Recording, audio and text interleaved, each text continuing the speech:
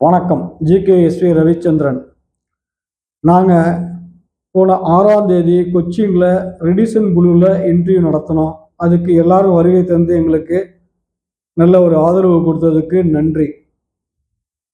50 பேர் மேலே வந்திருந்தீங்க. அதில் 19 பேர் செலெக்ஷன்.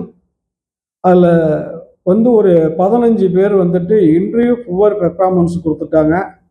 அது அவங்களுடைய கவனக்குறைவு. மீதி 15 பேர் ரிஜெக்ஷன் தான் இந்த வீடியோக்கான காரணம். அவங்க நல்ல அனுபவம், திறமை உள்ளவங்க. பட் அவங்க ட்ரெஸ்ஸிங் கோடு சரியாக பண்ணல.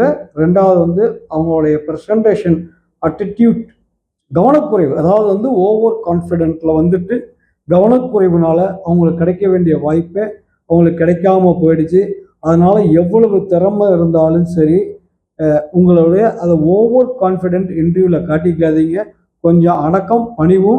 இன்றைக்கி ட்ரெடிஷ்னல் பேசிஸில் ட்ரெஸ் கோடு பார்க்குறாங்க.